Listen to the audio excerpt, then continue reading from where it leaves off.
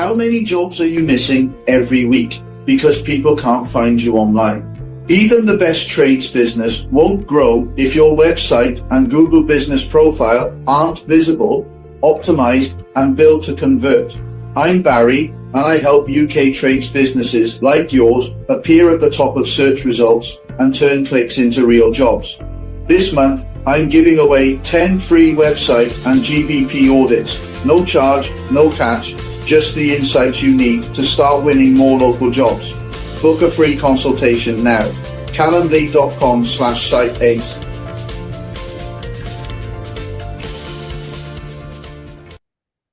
Okay, hello and welcome to warrenthornton.com.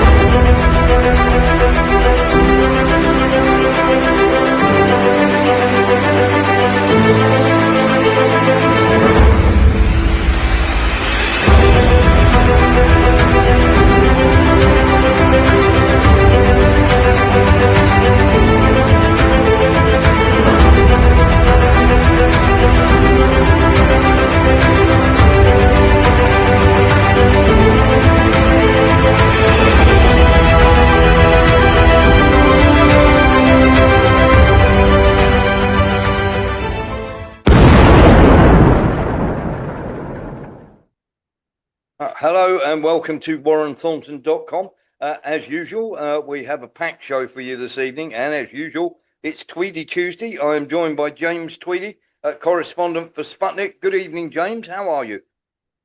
I'm fine, thanks, Warren. How are you? Absolutely brilliant. There are some things that we want to talk about tonight, especially as we've got James here. And of course, James, he's pretty knowledgeable on all things Ukraine. And as usual, we try and deal with all things Ukraine. Now, the title for tonight's show is the Ukraine nobody wants to talk about. And we're going to be talking specifically about missing kids and neo-Nazis, as they call them. And of course, we know full well that Vladimir Putin has been blamed on many, many occasions for missing children. We've been talking about the missing children in the Donbass and everything that has gone on with that, and of course, children that go missing in other countries as well as just in the Donbass. But we do want to start with something that I think is something that we need to talk about quite heavily, James. We have, as I say, Ukraine children missing in the Donbass quite heavily. Let's have a little look at this. It's about 10 minutes long. Have a look. This is work expanding on the work that myself and, of course, chiefly Vasily Pozorov did in terms of the feature that we did about the missing Ukrainian children. People are starting to pick up on Vasily's work now and run with it. Next in line is a report from Donbass on the terrible fate of thousands of Ukrainian children who were sent to the West under the guise of adoption. There, they fell into the hands of pedophiles or organ traffickers. Yelena Yerofeeva reports on how Ukraine trafficked their children. In a dark corridor, a small line of gloomy people, refugees, cling to the walls. Their city burnt down. The battles for Atomovsk began on the 22nd of August. Back then, you could still go out on the street, go get water, and stand in line, waiting for bread. In winter, they descended into the basements of the shattered apartments. We were sitting in the basement, and then Ukrainian soldiers burst in. They asked if anyone was in the basement, and we said yes. They turned around and left. They started shooting from our house and set it on fire. They wanted to throw grenades at us. In the house where Nikita and Artem lived, the Ukrainian military blew up 3 entrances. A sniper shot Nikita's father when he was trying to save a wounded Russian soldier. His mother was killed. At the age of 11, he became an orphan. Children in Atomovsk were already being hunted by the White Angels. Children were being taken away, little ones. And who took them? Well, who? The Ukro-Nazis. They're like animals. These angels came from Kiev. They offered frightened, war-weary people to exchange life for death. Children were taken away by force from those who did not want to evacuate. Adults were driven into a barn and a mortar was placed in front of the entrance. It was a human shield. The little ones were taken away. The problem is that children have become a commodity. Unfortunately, this is already a rather large market for selling children for the sexual needs of perverts and pedophiles. Unfortunately, pedophilia has already been decriminalized in a number of European countries. Ukraine is just a reservoir from which these children are taken there. Russian hackers found offers of children being sold from Ukraine on the dark net. 5- and 6-year-old girls were sold at a price from 20 to 30,000 euros. The advertisement was decorated with cartoons, where the children were called bunnies, with an indication of age. Live goods were offered to be brought to Poland. Payment was accepted in bitcoins. We see that since March of 2022, the number of such ads has increased. Mostly, children are sold for sexual slavery or for their use as donors. Adoption is not even the case here, because for adoption, children are not sought on dubious sites on the dark net. Former Ukrainian Security Service officer Vasil Prozorov revealed a scheme to trade Ukrainian children for export. He claims that the customers were representatives of the highest circles of Great Britain. British aristocrat pedophiles sought out their victims through intelligence agents and private military companies. The cover-up is going on in Ukraine by the Ukrainian Security Service. From the British side, it's MI6 and the Foreign Ministry. This conspiratorial, multi-level organization searches for children, selects them, prepares documents for legal travel abroad, and their further shipment to the United Kingdom. At the top of the pyramid are Ukraine's security services. Children are taken away, even from well-off Ukrainian families. This group was specifically searching for the United Kingdom for blonde girls up to 10 years of age with blue eyes. They work with the parents, that is, they persuade them in one way or another to send their children to the United Kingdom. Usually, families are selected from low-income backgrounds, or more recently, refugees.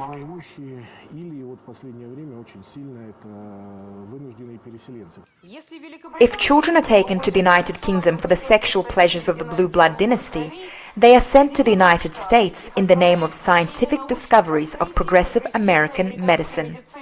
Unregistered drugs are tested on these children. They are forced to take different kinds of tests. They are given referrals and told to take the tests. The laboratory Farm Biotest had several branches in the former Ukrainian territories of the Lugansk People's Republic. One of them was in the Children's Regional Hospital in Lysychansk. Children from Mariupol, Dnepropetrovsk and Kharkov were brought here for research. They were subjected to drugs with severe side effects, and donors were selected for organ transplants. When our troops liberated Mariupol, they found lists of children at the Red Cross Center with marks indicating healthy organs. So it shows that this list was formed in order to take these organs. Children with these organs were taken somewhere in the West.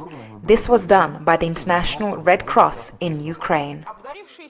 The charred walls of the children's home are engulfed in the smoke of memories. Children once lived here.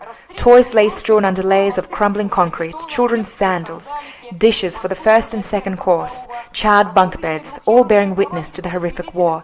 It was from this building that the Russian army drove out the Azov Nazis. This was the only children's home in Mariupol, called Wings of Hope. On February 23rd, the day before the start of the special military operation, all the residents were evacuated, 99 people. They were sent on buses, first to Zaporozhye, then to Lvov, and from there to Switzerland. No further information has been received, so the fate of these children today remains unknown.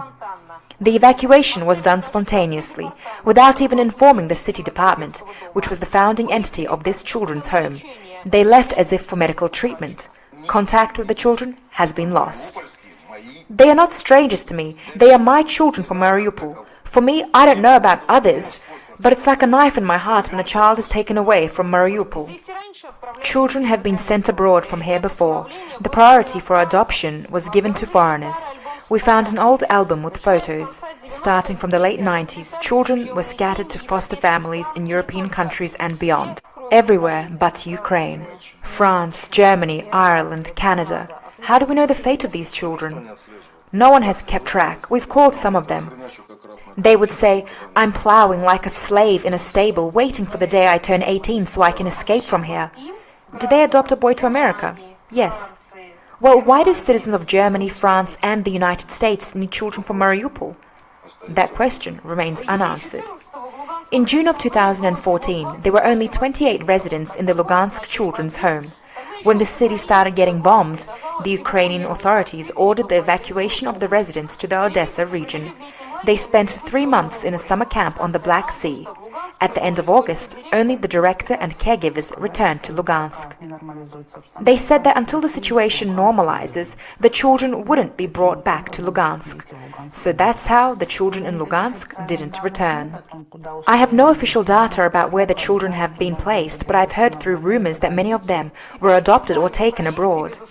Now, even Ukrainians themselves are unsuccessfully trying to bring back the children from the children's homes who were sent to Spain and Italy. This scandal was brought to light by the director of the Chinadieva Children's Home.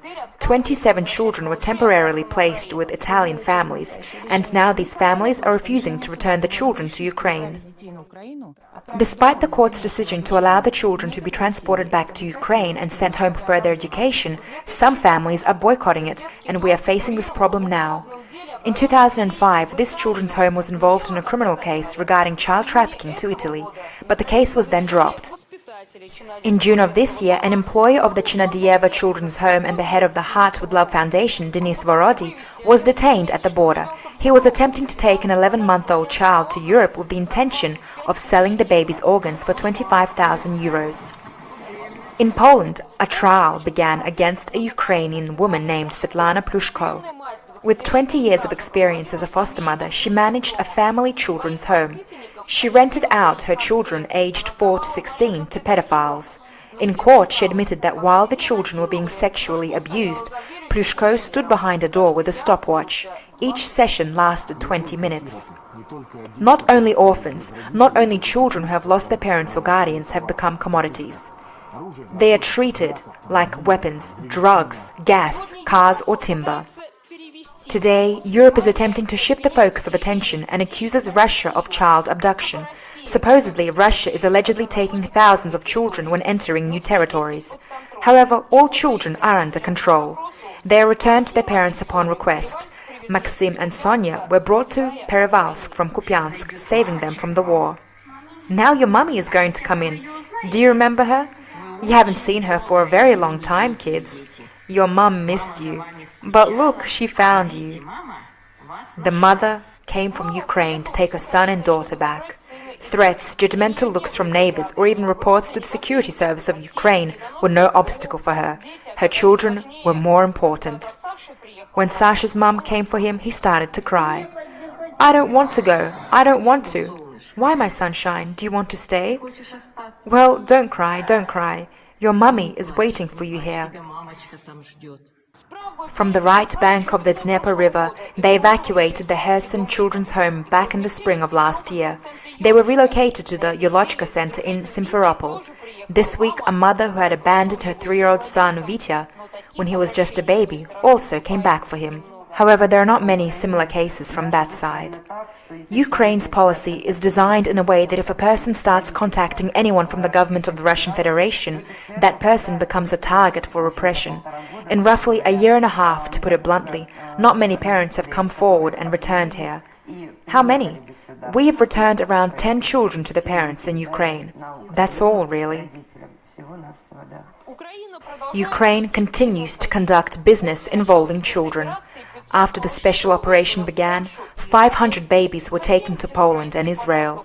170 Ukrainian teenagers disappeared in the Netherlands. 160 orphans evaporated into thin air in Turkey. This is the Zelensky regime. The past is forgotten, the future is sold. James, that report obviously is a Russian report, but we've done some work on this as well, along with Vasily. Your thoughts on this, on the trafficking and the movement of children?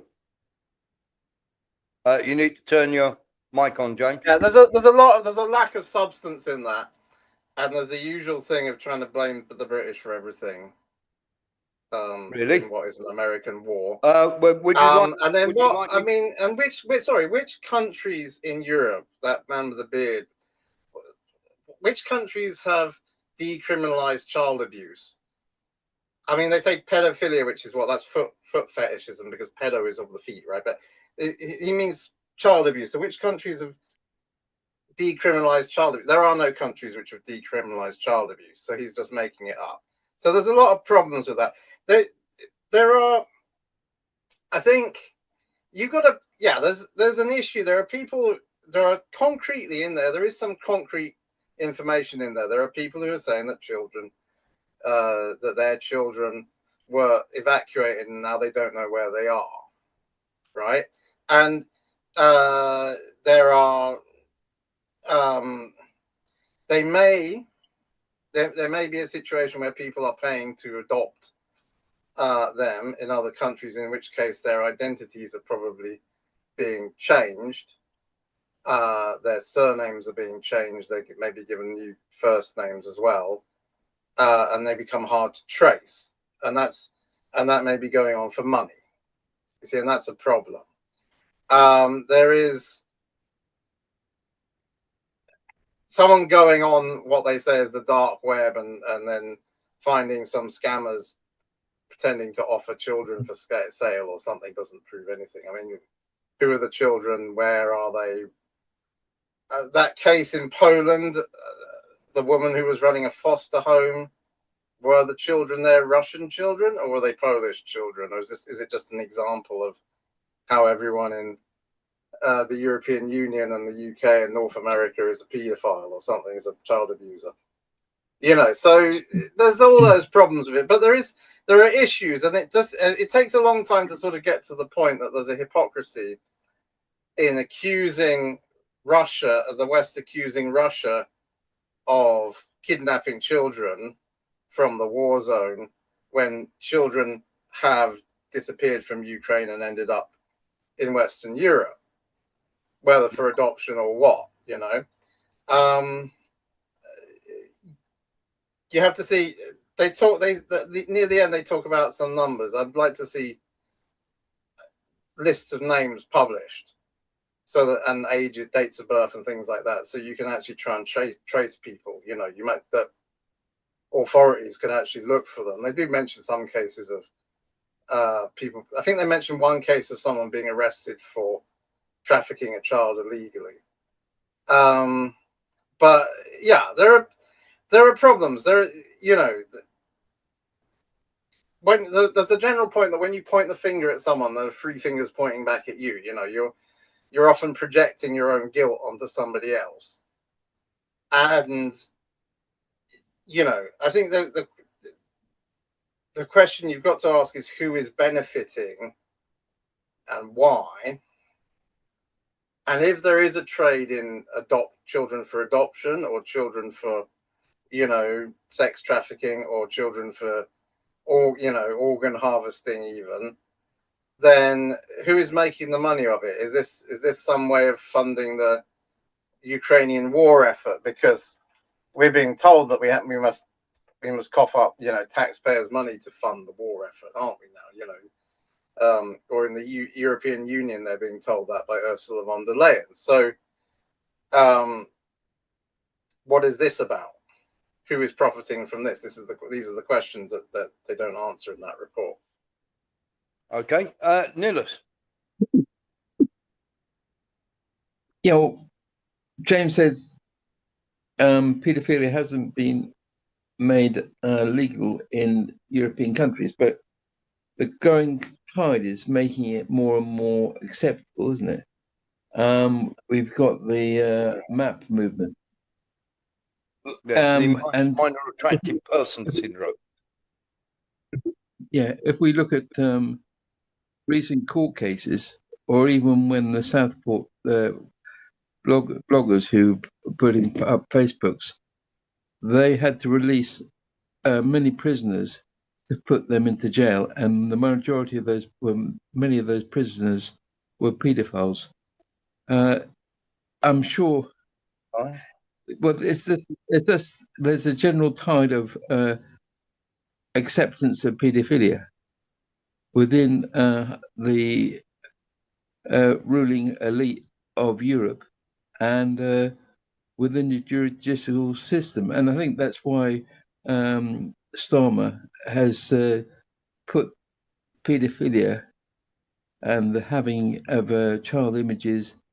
He wants that to be out of the judicial system. Out of the jury system. He wants that to be judged by certain judges, probably of his choosing. Okay. James, I'll let you come back on that. Well, no, I mean the hysteria about the latest Epstein files, which are emails between him and some journalists that he knew, they're both trying to concoct blackmail material on people, but they don't have anything, right? The hysteria about that and demands of the way it's caused a split in the US Republican Party, and of course, and everything you see over here, all the reaction, the public reaction you see, and in the media you see over here, tells you that there is no tolerance of child abuse. There's none at all, and that's what's going on. I mean, you can see it's a phenomenon. You can just read the papers or something, or you can talk to people. Okay. And so that one's kind of out the window. And then again, what's this stuff about aristocrats? The ruling class of Britain are not aristocrats. They've got these people have been reading they've been reading Poldark or something. I don't know. What are they on about?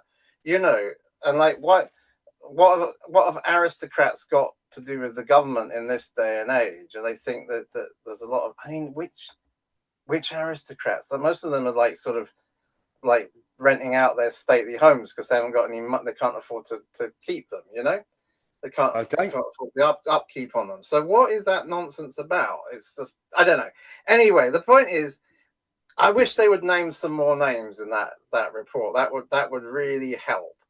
But I definitely do not think there is just because that within academia and within, let's say, the fringes of the gay rights movement, there are attempts to sort of rehabilitate, to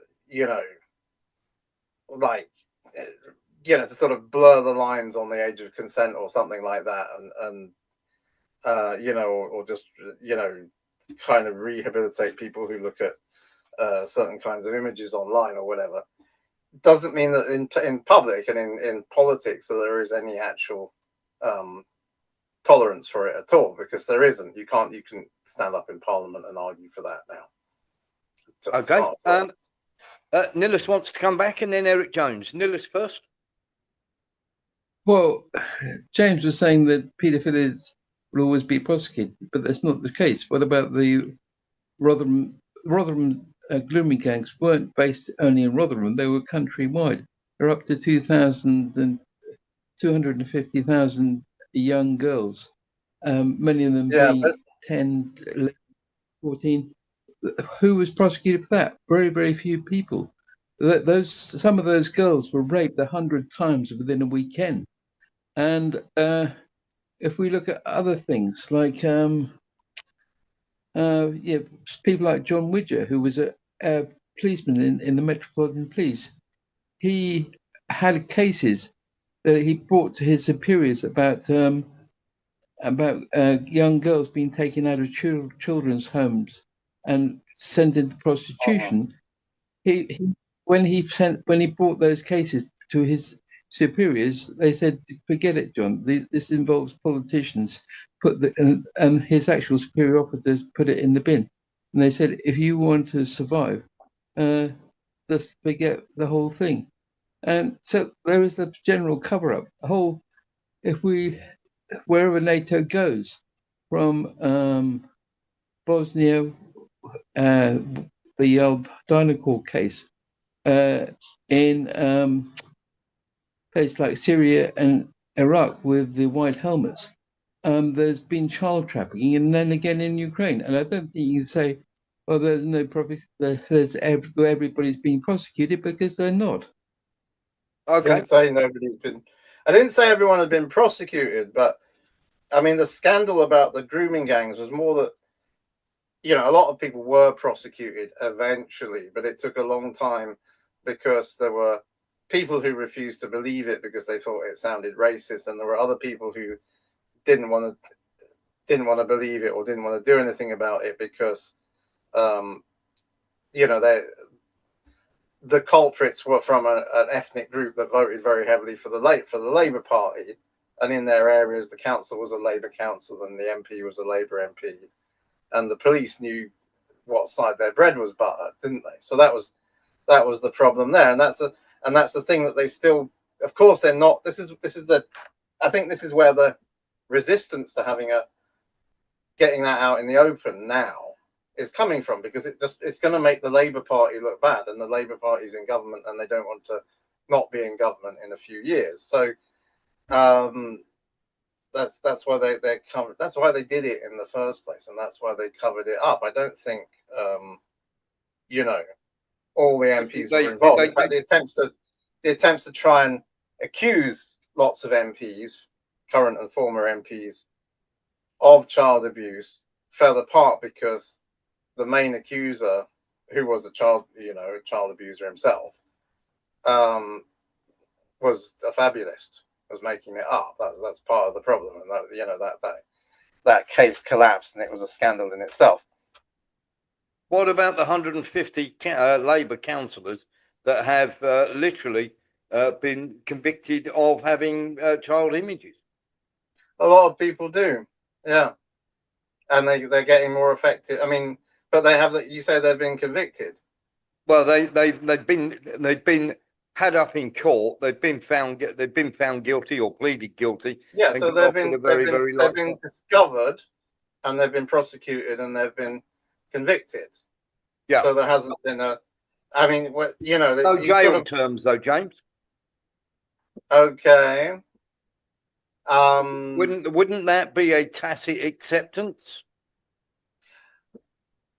I think people do get jail terms for that. People do get put in jail for that. Okay, I'm going to ask you one question. People are put in jail for that. And I'm going to ask you one question there. The scandal, I think one of the scandals about that was Hugh Edwards. Like, why was Hugh Edwards let off? Is it because he's famous? Is it because? Okay, I'm going to ask you one question on that, James. I'm going to ask you one question. How many of those 150 councillors saw the inside of a prison cell? I don't know. I don't know their names. I haven't followed those cases. Okay. I have, because I've actually published the names on this show. And zero of them have seen the inside of a prison cell. Yeah, none of them. So let's let Eric Jones jump in. Eric and then Sean Murphy. Yeah. Correct me if I'm wrong. Do you not have Sharia courts in England now? No, you don't. We do, but nobody ever admits to it. Well, but I hate to tell you, James, but UK, if they have a Sharia court, then you have pedophilia acceptance. I mean, there's no more to it than that. So okay, things like that cannot be. I mean, if you have something like a Talmudic court or whatever, it's basically a mediation service for civil disputes. And you cannot be dealing with criminal matters in that. It's just the same as when the Socialist Workers' Party, one of their people who worked for their newspaper, accused one of the executive members of the party of sexual assault or rape or something, and she didn't go to the police. They didn't encourage her to go to the police, and they tried to deal with it with an internal inquiry, and that was a scandal because they were not equipped to do so, and their excuse that the police failed to prosecute rape didn't wash because they weren't going to prosecute anyone because they weren't the police or the Crown Prosecution Service, and so that's the issue. But you cannot do that. You cannot have a case like that dealt with by some kind of unofficial mediation system. You know what I mean? That has. I know what you mean. I'm just saying I believe it happens anyway. Failure to report these cases, and there may be pressure. I've heard a case within the Jewish community in East London, and it's basically just hearsay, that a man was babysitting his nephews and nieces and abused them, and the mother went to the police and she was kind of ostracized from the community. But they cannot, they are not competent, and they are not allowed to hear cases like that in any such, whatever you want to call it, court, if that is handling civil matters, basically, because it's not a civil matter, it's a criminal matter. Okay. So that's the problem, I think.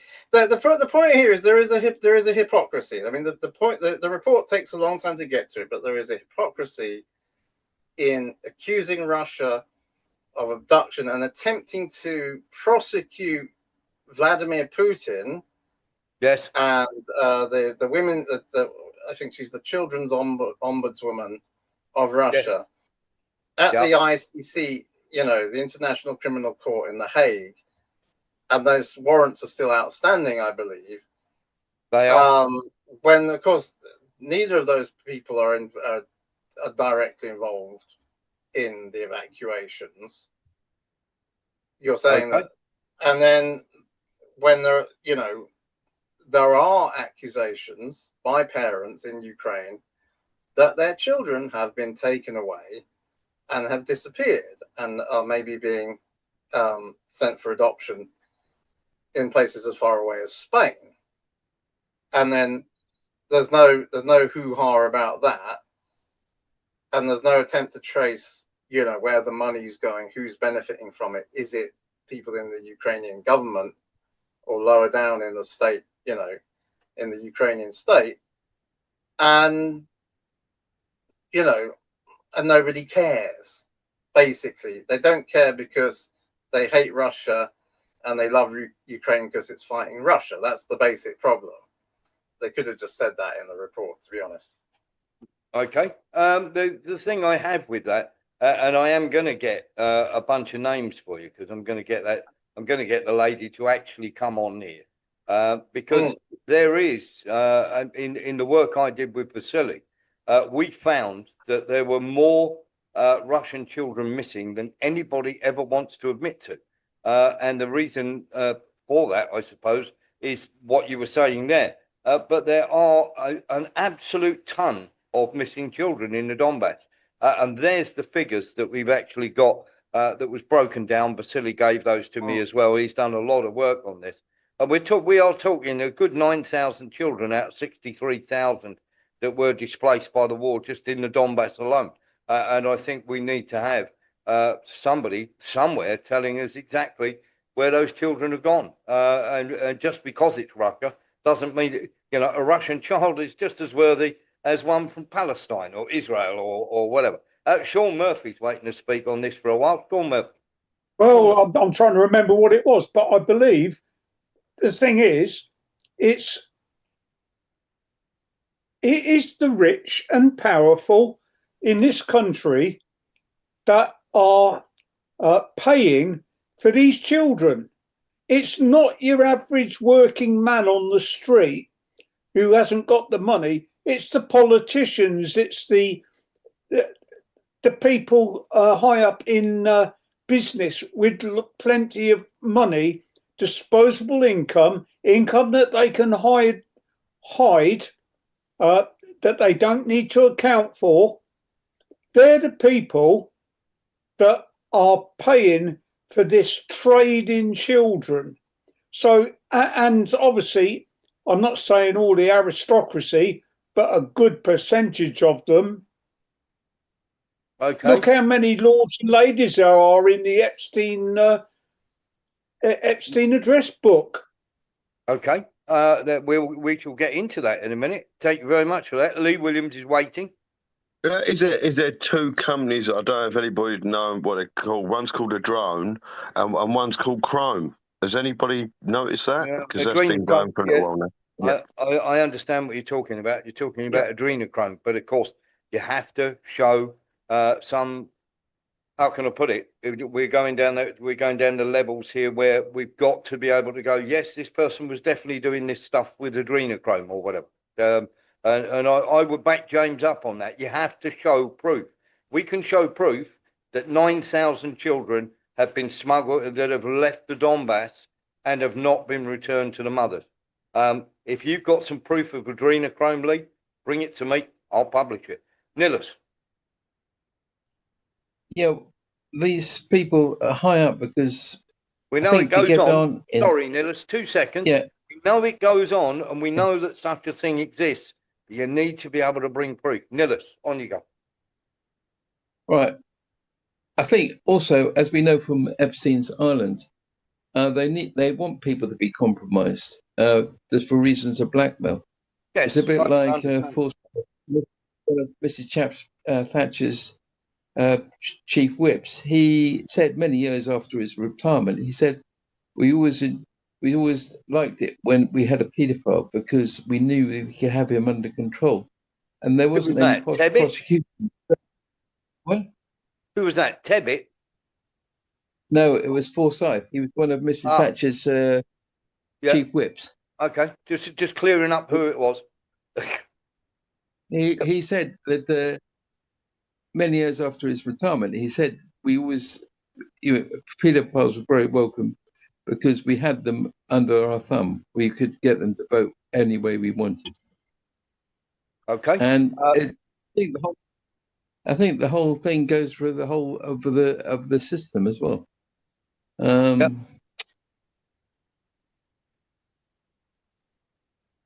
Yeah, that's it. Hello, that's it. Yeah, can you hear me? Right. Okay. Yeah, I've got you. So let's get into that a little bit then, James. And there are people saying there are elites, there aren't elites, and everything else, and we need to come up with let's move on then to the Epstein list, because this is now sort of dividing the Republican Party. People saying there is nothing to see here. So let's get into this then. Let's play the videos on this. Then we'll have a discussion about it, because I think the videos on this, first of all, because we'll just be going backwards and forwards. So let's have a little look at what they've got to say. When the subject to the Epstein list was brought up to Trump, this was his response. Sir, yeah, Jennifer, go ahead. Incriminating in the file, Venezuela, Quiet piggy for someone who decided we were going to bring it up. This is Thomas Massey, and one can say, yes, they're trying to make political capital of this. But let's have a look and see what he's got to say. Well, he got tired of me winning, so he joined our side. I have no animosity toward him. I regret that it got personal for some folks, but it never has for me. It's always been about the survivors. What do you think was the reversal? I mean, after months of fighting him. Well, the Speaker, the Attorney General, the FBI Director, the President, and the Vice President could have saved us all this time and embarrassment, frankly, for our own party if they'd just done the right thing 4 months ago. Do you believe him, Congressman? I mean, for weeks he's been pushing against this. Now he says he supports it. Do you buy it? He's only supporting it because the President told him to support it. No, that's what Mike Johnson does. No, I'm talking about, do you buy President Trump saying that he wants the House to pass this resolution?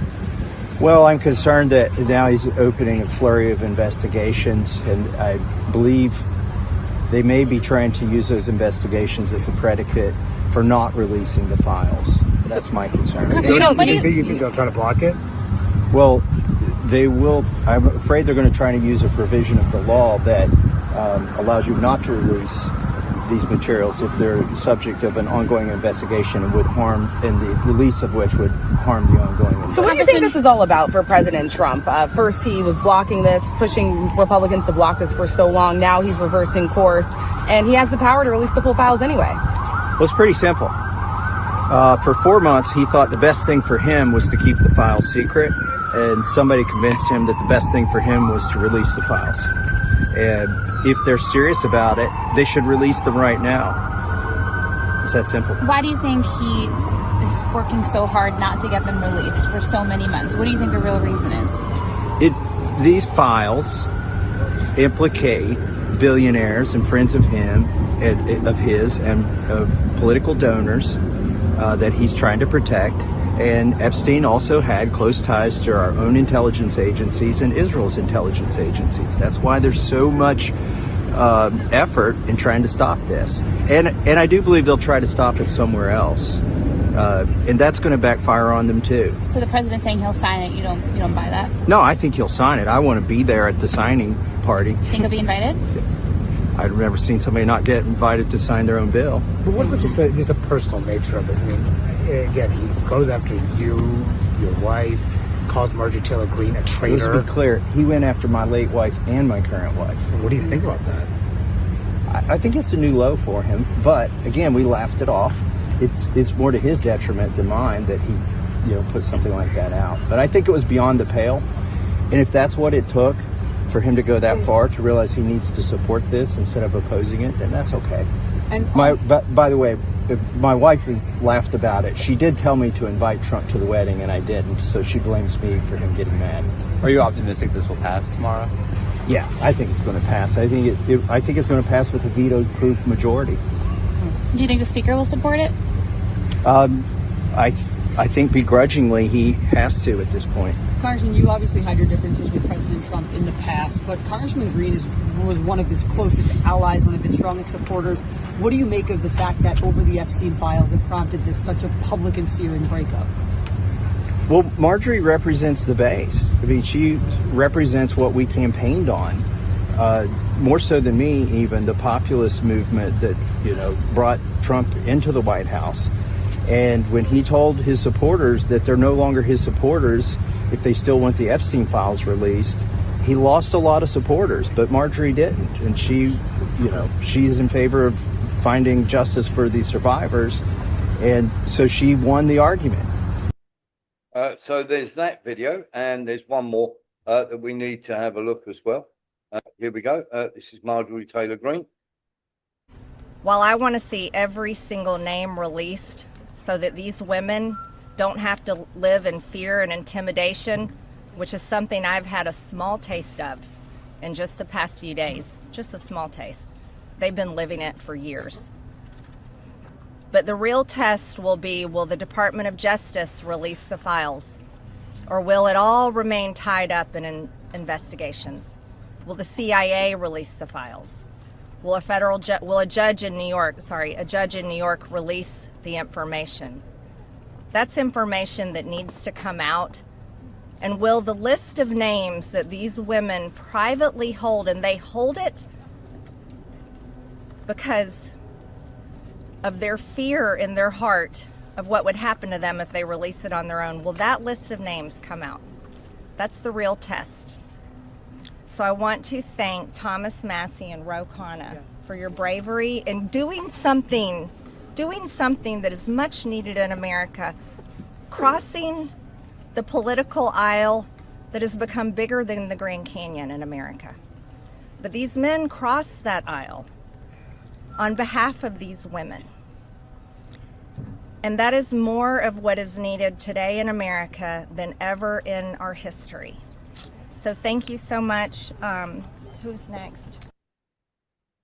There we go. So that was Marjorie Taylor Greene regarding the Epstein files.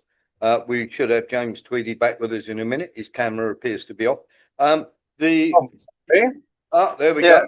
There we are. It drops out for some reason. Okay. We thought you'd heard the word Epstein files and done a number on us, James. Oh God, yeah. I mean, tell me about it. I only have to read his name about 100 times a day.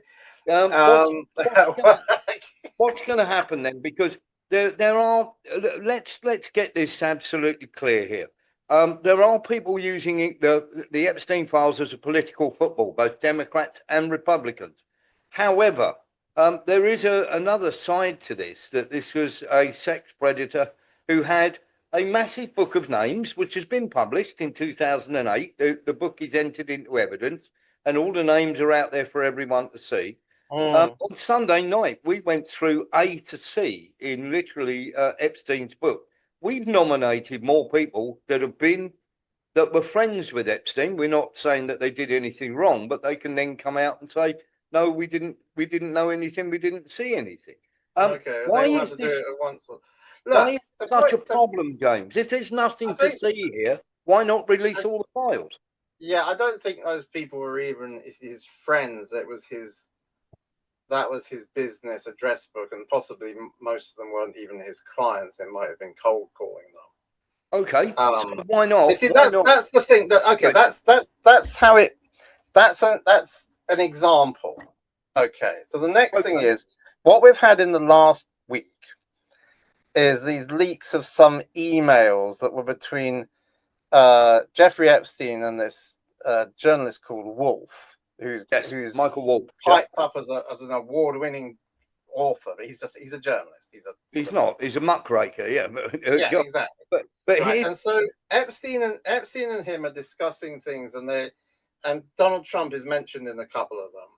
And in one of them, he says he was at my flat or whatever, my apartment, my residence, my home, and he spent hours with. And then there's a name, and it's been redacted. It said it's not just been blacked out; is they put the word victim over it. Don't know who that is. Who are they a victim? And then he doesn't say what Trump was supposedly doing. No. Right. There's no evidence that Trump's done anything. Yeah. Exactly. This is the problem. And then honestly, Epstein could have just been lying because they were trying to get dirt on people, obviously. Could have been, yeah. And then there's that whole thing like, ask him if he blew Bubba or something. And it's like, well, that's a classic kind of, when did you stop beating your wife kind of question. Did you do this? Well, no, I didn't do that, no. And it's like, it's all insinuation. It's all insinuation, and that's all it is. And you definitely can't get a criminal case out of it. So, probably the Department of Justice has got a stack of this. Well, it's all digital, but if they printed it out, it would be like trolleys full of it or something. Yes, of stuff like this to do with Jeffrey Epstein, and possibly what Trump has decided now is that if that's the best they could find against him, which is nothing, absolutely zero. The next thing is, why don't I just release all of it, because there are reams and reams of this stuff possibly, and there may be also, and he's saying that various Democrat politicians are named, probably with no more substance than what they've said about what they discussed about Trump. I'm not sure in the case of Bill Clinton, but there we go. Go on. Yeah, okay. Well, let's see. And so he's possibly decided to sort of dump it in the public domain and just let the media like try and troll through it, which would, oh God, I would hate to be the journalist who has to do that, because there'll be just thousands and thousands of pages. Yeah. And,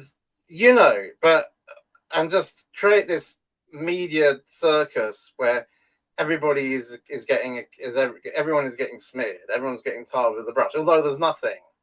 If there was anything that you could actually get a conviction out of, the Department of Justice might have actually prosecuted them. You know what I mean? So I've got a thing then. Hang on.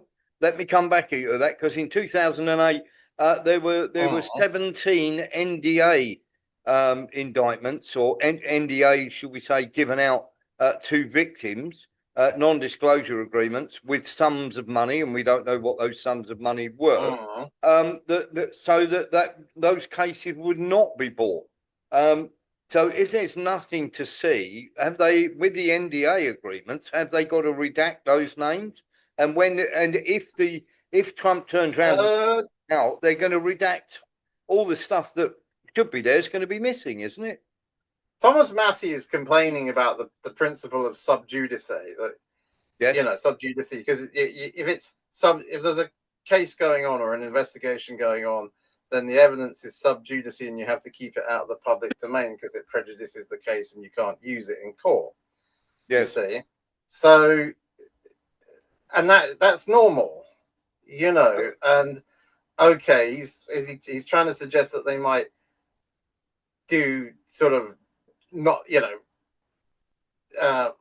bogus investigations that they're not serious about, but they might start them off. Okay. And let them run for years and years with no intention of bringing charges, just so that you keep everything sub judice. And well, okay, possibly, you know,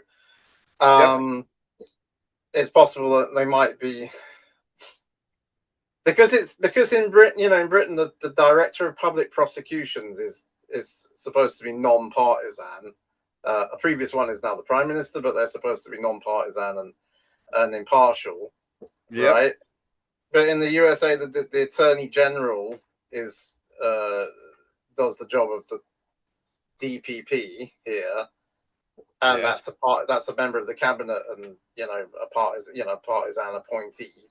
Pam Bondi, Pam Bondi at the moment, and so. Yeah, I mean, it is open to abuse. Basically, it's a dysfunctional system, and it's open to abuse, and you can do things for partisan reasons. But then you've got other stuff, like there are congressional committees that can call people, and Bill and Hillary Clinton are supposed to be turning up, although they've managed to get some kind of delay on it. They're turning around and saying they're not going to. Okay, well, what I read was that they're going to be called in. They could just refuse to answer questions. Yeah. I think that's their right.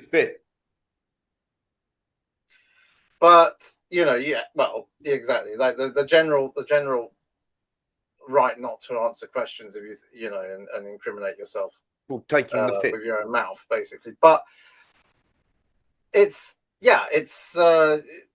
they're probably going to do something. They're probably going to turn up with some sort of statement sooner or later about it. So I'm going to ask you a question after Nillis. After Nillis has his say. Nillis. Well, they say they're going to release the unclassified documents. So who decides what's classified and what's not? Because you could say the whole of the whole thing is classified, couldn't you? Because exactly that. If you believe that, Nillis, then the bananas are marsupials and the moon's made of green cheese. All right, but the thing is, you were saying about these disclosure agreements. Yep. Well, that could make everything classified. Yeah, could do. So here's the thing. Thank you very much for that. So I'm going to ask James this question. James, you turned around and said that some of the people in that book could well just be names that Epstein was given, and he wrote their names and addresses down and their phone numbers and everything else. So my question to you is, we've got the book, we've got the flight log. Why cannot we turn round and name all the names, which I'm quite happy to do? I'm not saying that they've done anything wrong, but then they can come out and go, either I didn't know Epstein at all, I have no idea how he got hold of my name and address or my phone number or whatever. Because what we're getting now is we're getting other people coming out and saying, oh, there's an address book too that fell out of somebody's pocket as they were climbing into a limo, and a groupie picked it up, tried to sell it on eBay. And then, of course, and then the person who got it, then this journalist who got it, then tried to auction it, and nobody wanted to buy it. But of course, this is the new list. Why can't we just get the original book, the one that we know is entered into evidence, with all the names in it, and all those people with the names in it can either come out and say we didn't know him, or yes, we did know him, and this is, you know, just go and clear themselves. Then it's all done, isn't it? I don't know. Is there possibly a super injunction on it? No, there's no super injunction. Otherwise, we wouldn't have published the names. Well, I don't know. I mean, maybe you just slipped under the radar, but there might be one that the newspapers, the media, is aware of. No, well, I have not received any. If there are so many people. Who was it? I remember Brian Ferry was one of them. Anyway, if there are so many people on that list who are wealthy, then all it would take is one of them to get a super injunction.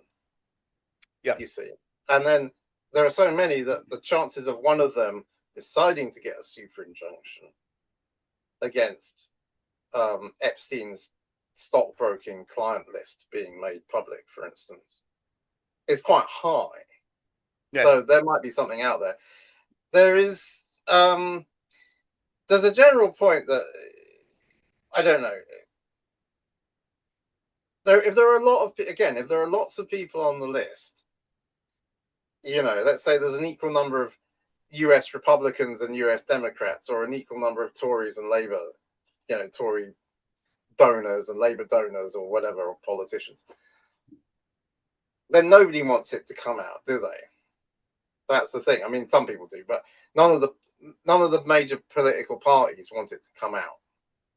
Well, so no one's got, you know, because, you know, it's just as damaging for them as anyone else, except it's not. How is it? How is it? What are you asking people? You're asking people. You've basically got a list which is not connected to actual criminal allegations, and then you're going to ask people, like a sort of inquisitorial thing, did you do anything wrong? Well, no, I didn't, obviously. Did you know that Epstein was doing something wrong? Well, apart from that, you know, the time that obviously he went to jail for something, and then he was in jail, and then he was charged with something later on. Yeah, then I knew that. Yeah. Okay. And it's actually pointless, because they'll just say, no, I didn't do anything wrong. And next. And, you know, it's not going to achieve anything. Is it pointless? Is it pointless? I mean, here's the thing. Is it pointless? I mean, can't we turn around? I mean, for instance, can't we ask Alistair Campbell? Can't we ask Naomi Campbell? How did you know Epstein, and what was your relationship? Yeah, he's spelled Alistair Campbell's name wrong. Yeah. Well, I can't. They would just say it. So basically, sooner or later, they would start saying, "Well, this is just harassment," you know, because you haven't actually got any evidence that I did anything wrong. How did? You know, you're just. You know, I mean, why is my name even on this list? Was I even, you know, they might say, well, actually, I can prove to you that I never actually used him as a stockbroker. Okay. So why is my name even on this? It's like when I get a phone call every day from some cold calling company, which I get all the time. Why is my name? Why have they got my name and number? You know, how have they got that? So, you know, they'll just say, I don't even know why my name's on the list. Because I wasn't even his client. He was, you know, I wasn't even one of his clients for his stockbroking business. And then it's going to start falling. It's going to start falling apart, because then people are going to say, "Well, you're just hassling people." Not really. I'm asking them once to come out on the record and say, but they will say you're just hassling them. Well, I'm not hassling them, because I'm actually. Yeah, but it doesn't matter whether you are or you aren't. They will say so. And in fact, they'll start getting injunctions. Okay, basically. So when you try to take somebody to court for harassment, James, you have to prove it. They'll say they'll get an expensive lawyer, and they will go to the court, and the lawyer will say, "There's no evidence that my client did anything." Okay, that's fine. This is not a list of people and crimes that they've committed. It's a telephone. It's just an address book. It's just an address book, exactly like you say. So the only question the journalist. Why is anybody, not you, personally you, but anybody, why is any journalist asking these questions? Well, why shouldn't they? I mean, because it's a public interest, James. You could do it for anyone in the world. Is it in the public interest for us to ask why your name is in Jeffrey Epstein's address book? Is it in the public interest to ask Keir Starmer how he knows 3 Ukrainian male models? Yeah, they could probably get an injunction, because it's known fact that Jeffrey Epstein was a legitimate stockbroker. He had a legitimate business, and he had people who were his clients. Yes, we also know that he had other clients as well. Well, we don't actually. We don't have any. Well, we do. What's been proven in court is that Ghislaine Maxwell and Virginia Giuffre like sort of recruited teenage girls, underage teenage girls, to come and give him massages at his flat in New York. That's what we know. And there are photos of Prince Andrew and many others, of course, at the Epstein parties. Are you going to say they didn't know what was going on? That none of them. Well, was anything going on at the parties, though?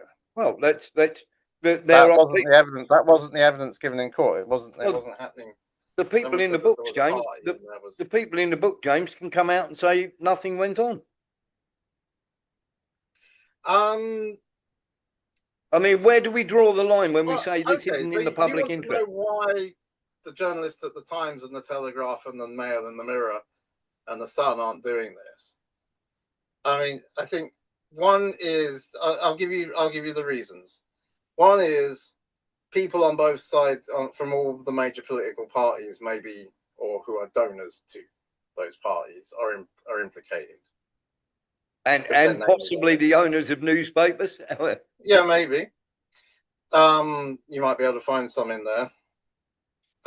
Two, the list doesn't actually indicate wrongdoing in any way. No, it doesn't. And then three, there may actually be injunctions against doing this. So those are the three reasons. Okay. And those are the three that I can think of just off the top of my head. And basically, in fact, they may have done so. And then what do you do journalistically? What do you do where you say, I phoned up all these people, this list of people, and I asked them who were in Jeffrey Epstein's phone book, and I asked them if they ever abused children on his island, and they said, no, of course not, and if you print that, I will sue you. But that wouldn't be what and then that's what they'll say. And then they'll say, blah, blah, blah. And that's your article. And that's not news. No, because there's nothing in there. Because it's just a lot of negatives. My article, very, very simply, is you're in the book. How did you get in there? Someone sold him those names. Okay. Possibly. Someone shared them with him. So the same way that I'm on all these cold calling lists. Someone has given my name and phone number to cold callers. Okay. So I didn't give them permission to do that, but they've got it.